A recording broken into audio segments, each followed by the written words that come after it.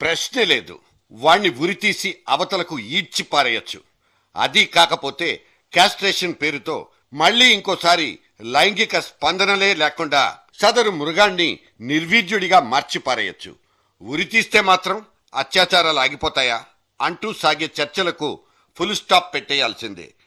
Yes, అత్యాచారానికి పాల్పడేవాడికి ఉరితాడు గుర్తొచ్చేలా కఠినమైన చట్టాలు చేస్తే సదరు అఘాయిత్యాలు ఖచ్చితంగా ఆగిపోతాయి.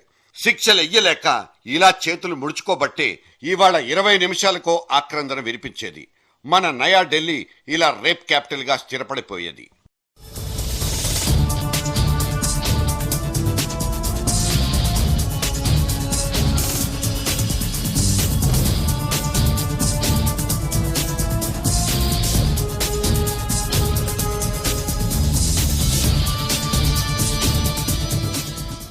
సమానత్వం కాదు కదా, కనీసం మానవత్వం కూడా లేని ఈ సమాజం నుంచి ఆమె వెళ్లిపోయింది. ఒక అఘాయిత్యానికి బలైపోతూ తన ప్రతిఘటన, తన పోరాటం ద్వారా దేశం మొత్తాన్ని కదిలించింది. అత్యాచారం అనబడే ఒక నేరపు తీవ్రతను లోతుల్ని ప్రపంచానికి తెలియజెప్పి మరీ వెళ్లిపోయింది. మనిషి ఆలోచనకే కాదు, మన వ్యవస్థకు కూడా ఇదో మంచి మలుపు ఎందుకు కాకూడదన్నదే ఇక్కడ తలెత్తుతున్న ప్రశ్న. అత్యాచారం అంటేనే హత్య కంటే అదొక హీనాతిహీనమైన నేరం.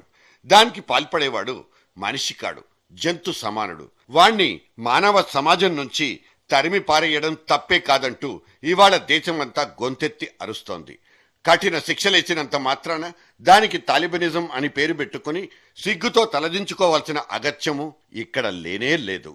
ఈ సందర్భంలో 2 ఘటనల్ని ప్రస్తావించుకోవాల్సిన అవసరం ఉంది. సార్, మీకేదో పార్సిల్ వచ్చింది. ఓపెన్ చేయి. ఏదో సీడీ ఉంది సార్. ఏసీపీ, జరా వీసీడీ దేఖ్ కే బాత్ కర్. లైన్ లోనే ఉంటా. పెట్టు.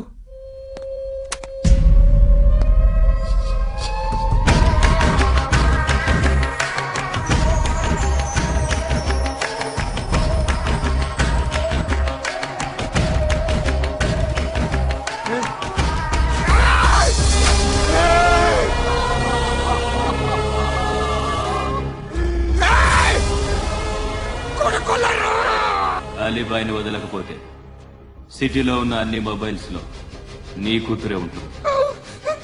ప్రతి షాపులో వీసీడీలు దొరుకుతాయి. ఇటువంటి దారుణాతి దారుణాలు రీళ్ల లోపలే కాదు, రియలిస్టిక్ గా కూడా చూడాల్సి రావడం మన దౌర్భాగ్యం. కన్న కూతుర్ని ఈవ్ టీజర్ల నుంచి కాపాడుకోబోయి పంజాబ్ లో ఒక పోలీస్ ఏఎస్ఐ ప్రాణాలే పోగొట్టుకున్నాడు. ఈవ్ టీజర్లే పోలీస్ ఆఫీసర్ని తుపాకీతో కాల్చి చంపిన ఈ ఘటన నిన్నటి డిసెంబర్ నెలలోనే జరిగిపోయింది. చనిపోయిన పోలీసుకు అధికారిక లాంఛనాలతో అంత్యక్రియలు నిర్వహించిన పంజాబ్ సర్కార్ ఆ తర్వాత ఆ విషయాన్ని పూర్తిగా మర్చిపోయింది. మరి పోలీసులెందుకు, వాళ్ల చేతుల్లో చట్టాలెందుకు?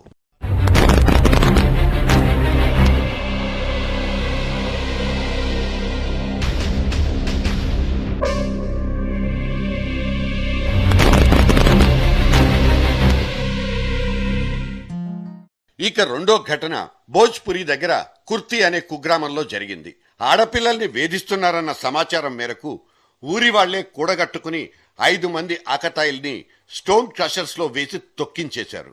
చచ్చిపోయిన తర్వాత సైలెంట్ గా కాల్చి తగలేసి కూడా వెళ్లిపోయారు. చట్టాన్ని చేతుల్లోకి తీసుకోవడమే మేలనుకునే ఇటువంటి ఆక్రోశం, అసహనం ఎటువంటి వైపరీత్యాలకు నాంది ప్రస్తావనలు?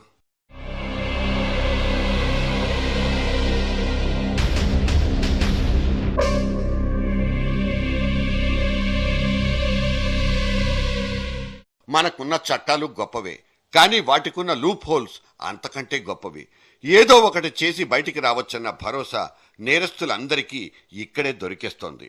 పైగా ఏళ్లు పుళ్లు సాగే అర్థం పర్థం లేని దర్యాప్తులు, కోట్ల కొద్దీ కేసుల్ని నీరుగార్చేస్తున్న వైనాలు ఇక్కడే మన జ్యుడిషియరీ సిస్టమ్ నవ్వుల పాలయ్యేది.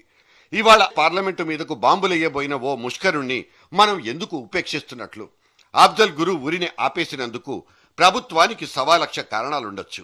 కానీ ఈ సాధు స్వభావం, ఈ సాగదీత ధోరణి వల్లే దేశంలో నేరపూరిత వాతావరణం పెరిగిపోతోందన్నది ఒప్పుకొని తీరాల్సిన విషయం.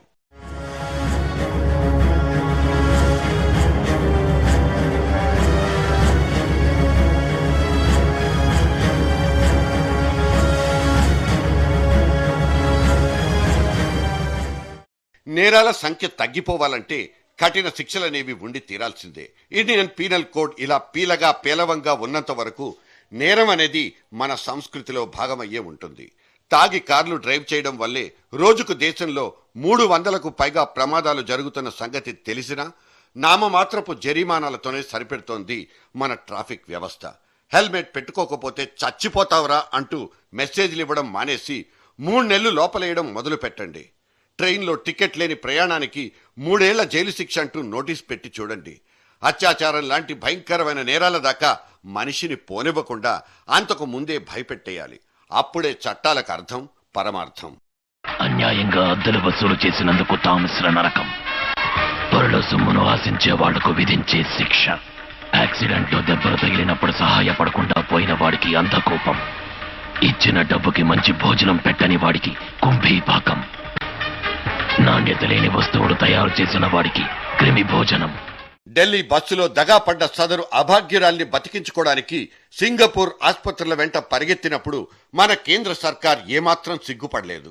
మరి నేరం చేసిన వాణ్ణి శిక్షించడానికి మాత్రం మన చట్టాల దగ్గరే ఎందుకు చతికిలబడిపోతోంది?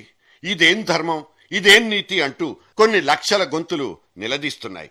అందుకే చెప్తున్నాం, 600 సరే అత్యాచారం అనే అత్యంత నీచమైన ఈ ఆగడం దగ్గర మాత్రం ఉరే సరి. Hang them out.